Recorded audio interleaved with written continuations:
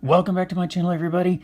In today's video, we will be searching for this King Griffey Jr. 1989 Donruss rookie card, rated rookie. Out of these 5 packs I purchased at a baseball card show about 2 weeks ago, and I've picked up all of these packs for just $1 a piece, and it is going to be exciting. I haven't opened a 1989 Donruss in a long time. The chance that we get this Griffey is, I don't know, probably not that great, but it's going to be fun.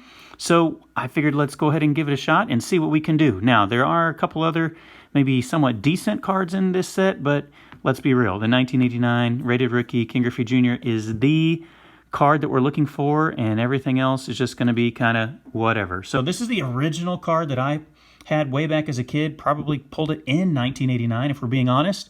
It's been in a top loader for a long time. In fact, the top loader that I used to have it in is all nice and yellow now. If you have been watching my channel for a while, you saw me pull this thing out of the original top loader.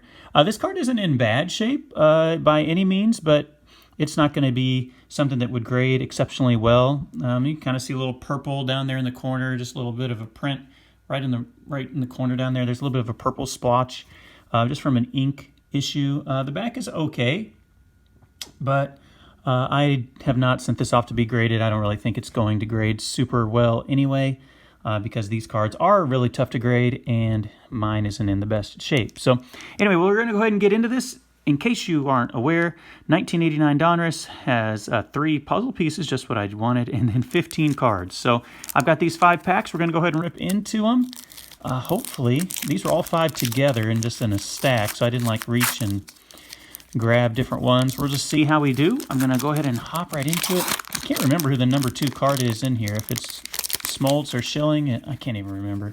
There's the Warren Spahn puzzle, which I'm sure a lot of you had as a kid. These cards look like they're in pretty good shape, though. Well, these bottom left-hand corners are all dinged up down here now that I'm looking a little bit closer. So maybe this will be one of the packs where we don't get the Griffey. Ken Hill, remember his son was the quarterback at Texas A&M a few years ago and was like the hottest guy out there for like a couple games, and then he ended up transferring. I don't think he even finished his career there. There's a Tom Gordon rated rookie. He's the father of D. Gordon, who now plays with the Seattle Mariners. They used to call him Flash Gordon. He had a mean curveball when he pitched for the Royals. He was actually really good there for a while. But Jose De Jesus, I remember him. But other than that, it doesn't look like we have too much in this pack. I love that old school Milwaukee Brewers logo. It took me till forever to realize that was an M and a B, and not just an M and a B, but also a baseball glove with a ball inside of it. The wax on here is really sealed down tight. You can tell these things have just been sitting in his wherever storage space. Like, it's tough to get into this thing. In fact, I'm really struggling here. I cut my fingernails last night too, so that's making it even tougher. There we go, we are in. So we'll go ahead and rip open pack number 2. We are 0 for 1 on the Griffey, but that's okay.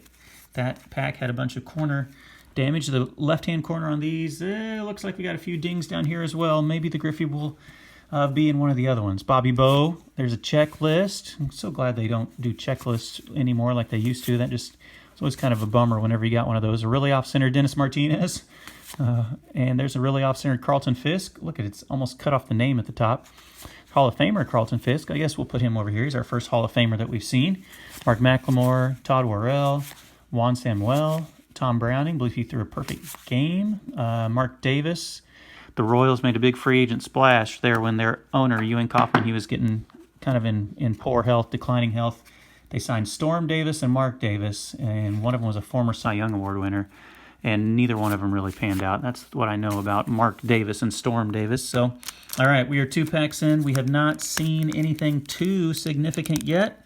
Man, this stuff is like, these packs have just been sitting for a long time in the same location because that wax is just really on there really well. So we got a Barry Bonds sticking out of the back.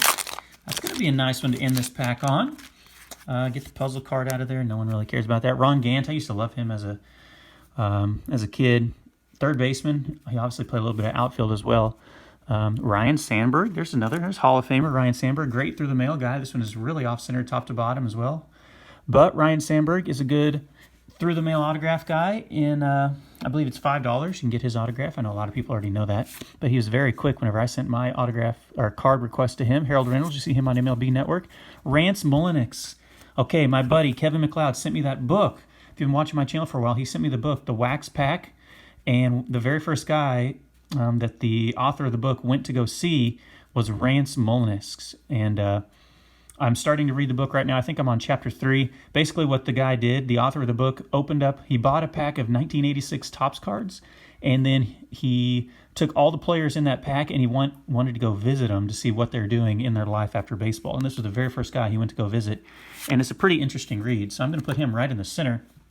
Juan Berenguer, Greenwell, Fred McGriff, and his back-to-back-to-back champions, Tom Emanski's defensive drills. I'm going to put him over here because I think Fred McGriff deserves to be in that Hall of Fame discussion. A lot of people think he would have been at that 500 or 400 home run mark if it weren't for the strike. Gary Carter, there's a Hall of Famer, rest in peace. Gary Carter, that one's actually centered a lot better than the Ryan Sandberg and the Carlton Fisk. Rafael Palmeiro probably will not be in the Hall of Fame after wagging his finger at Congress. Dale Murphy, solid player, but not in the Hall of Fame. And there is our Barry Bonds, horribly off-centered left to right. I'll be honest, though, I don't think I have this card, guys. So I'm going to put this in my binder. It's very off-centered, and that's what makes this set so tough as well. Besides the fact that it's just hard to get these cards. Like, look at this. The packs are stuck together. The centering on these is tough, and obviously the condition with the black edges and the green colorful edges, they really show the wear on the edges a lot more easily than some of the other packs that have wide edges or cards that have wide edges and have different types of borders. Okay, here's pack number 4. Guillermo Hernandez. See the guy that won the Cy Young that one year?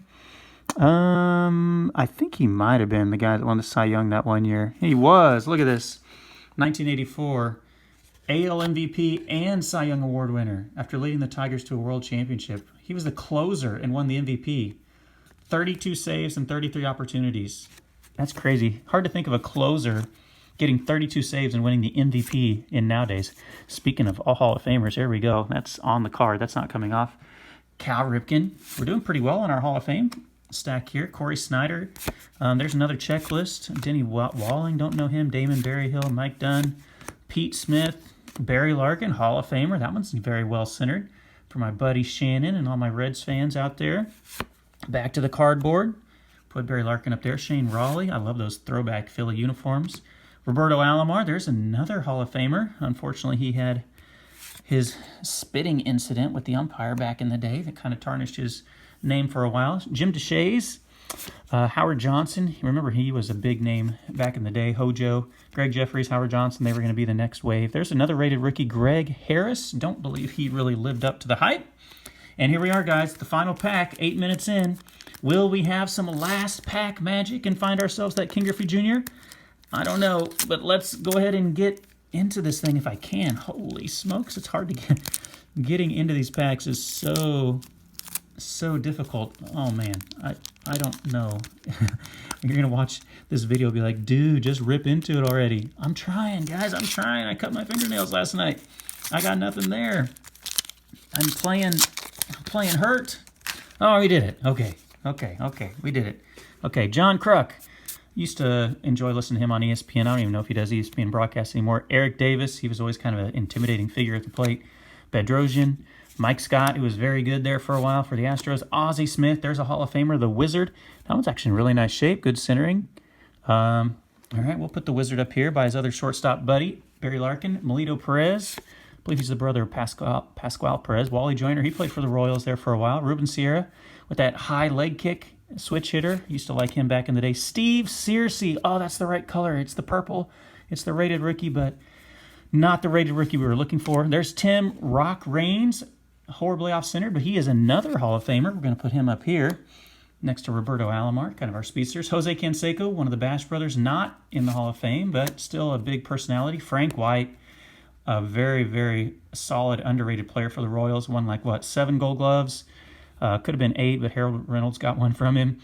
He, as a kid, grew up in Kansas City, was part of like their I can't remember the name, but the Royals Academy. They had a local academy to develop local players.